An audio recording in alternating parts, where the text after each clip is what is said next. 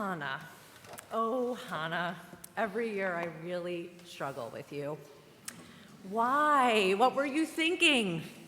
Don't you know that women don't need to be defined by having children? Who knows what God will do with Samuel in the end? We've seen some very bad endings in these stories. Not to mention, was that really necessary? Giving up your child to God? Maybe it all would have worked itself out. But there you are, feeling the pressure to have children and doing anything to have one, like saying if you have one, you'll give it away. But I understand. I'm a modern mom.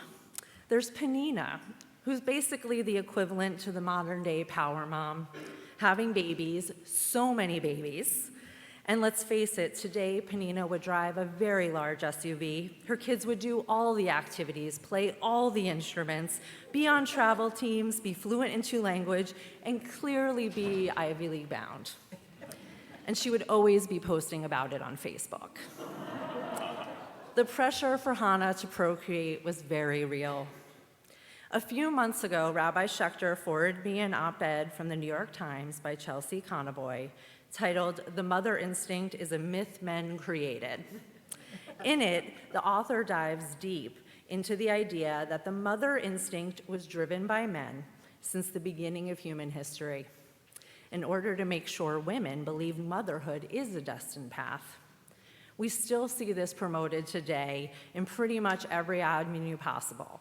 When my child's school emails me and not my husband, the pressure to nurse your baby in movies and TV, and unfortunately all the way to the Supreme Court as our laws shift to limit a woman's right to even make this choice. So the myth of the warm, fuzzy mother instinct literally came from stories just like this one, and maybe even this very story.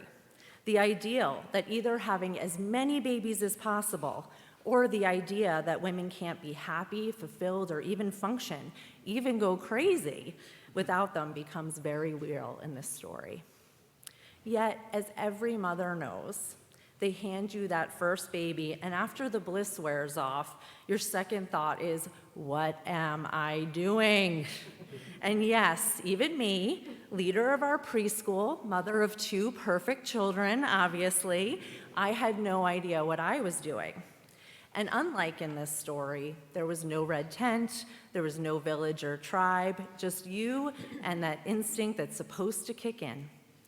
I, and the collective we, have to reinvent, rediscover, and find our own paths to motherhood that often come in conflict with this ideal of the perfect mother, just like Hannah. And like every decision, there's so much lost and there's so much gained. While we might think Hannah thought wrong, Samuel went on to become a prophet. He led the Israelites to victory against the Philistines.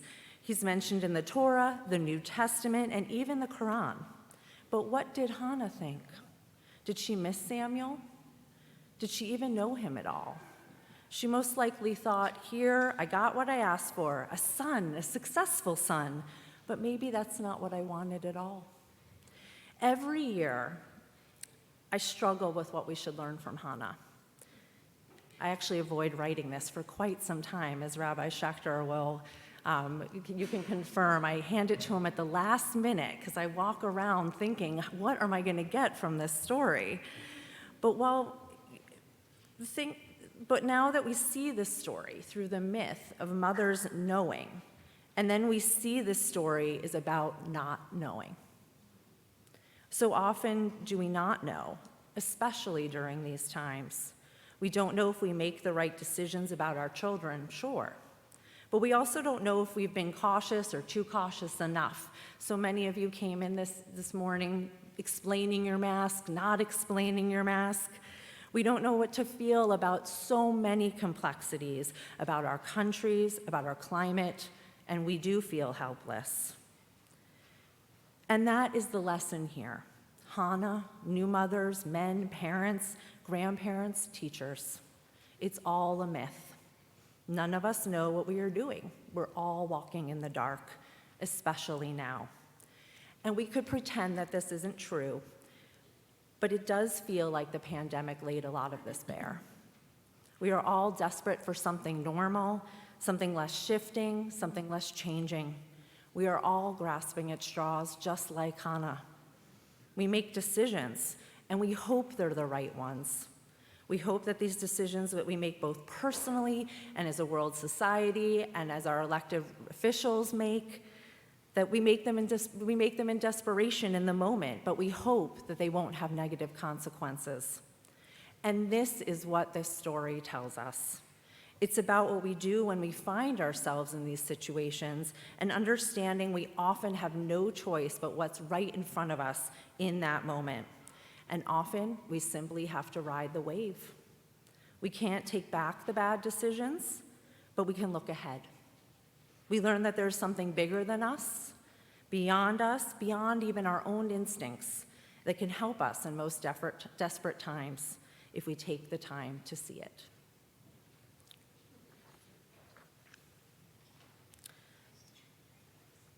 I'm on page 247. Baruch atah Adonai Eloheinu melech haolam asher bachar b'nvi'im tovim v'ratzav v'divreihem hana'emarim ba'emet. Baruch atah Adonai haboher b'Torah uv'Moshe avdo uv'Yisrael amo uv'inbiei ha'emet v'tzedek. And the top of page 250, verse 1. And there was a man from Ramatayim Tzofim, from the hills of Ephraim, whose name was Elkanah, God creates, son of Yeroham, son of Elihu, son of Tohu, son of Zuf, an Ephraimite. And he had 2 wives, one named Hannah, Grace, and the other named Peninnah, Pearl. Peninnah had children, and Hannah had no children. And this man would go up from his town every year to worship at Shiloh and make offerings to the Eternal of heaven's hosts. And there Eli's 2 sons, Hophni and Pinchas, were priests of the Eternal. And on the day when Elkanah would make the offerings, he would give portions to his wife Peninnah and to each of her sons and daughters. And to Hannah he would give a special portion, because he loved Hannah and the Eternal had closed her womb. And her rival wife would taunt her cruelly to make her tremble with grief, for the Eternal had closed her womb. And so it was year after year when he would go up to the house of the Eternal, she taunted her. She would cry and not eat. And Elkanah, her husband, said to her, Hannah, why do you cry and why do you not eat? Why are you disheartened? Am I not worth more to you than 10 sons? And Hannah arose after eating and drinking at Shiloh, when Eli the priest sat upon the throne near the doorpost of the temple to the Eternal. And she, bitter to the core, prayed to the Eternal, weeping and crying. And she vowed and said, Eternal of heaven's hosts, if you will truly see your servant's affliction and remember me, and not forget your servant, and give your servant a son, I will give him to the Eternal of all the days of my life, and no razor shall be lifted to his head. And as her praying before the Eternal intensified, Eli watched her mouth. And Hannah, she was speaking only in her heart. Though her lips were moving, her voice could not be heard. So Eli thought she was drunk. And Eli said to her, How long will you persist in drunkenness? Put away your wine and get rid of it. And Hannah answered and said, No, my lord, a woman of sorrow am I. I drank neither wine nor spirits, but poured out my soul before the Eternal. Do not take your servant for a worthless woman. All this time I have spoken from the depth of my anger, from the greatness of my grievance. Then Eli answered and said, Go in peace, and may the God of Israel grant the request you have made. And she said, May your servant find grace in your sight. And the woman went on her way, and she ate, and her face was no longer as it had been. And they awoke early in the morning and worshiped before the Eternal. And they went home, returning to Ramah.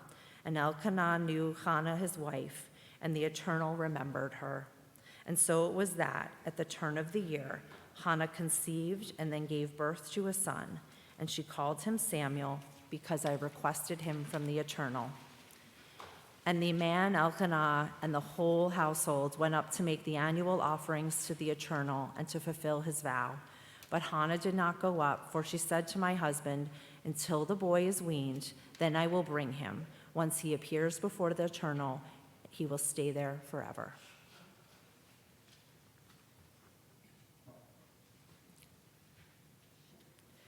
Blessed are you, our God eternal, supreme power of the universe, rock of ages, source of justice in all generations, God in whom faithfulness abides, whose word is deed, who every utterance speaks truth and righteousness.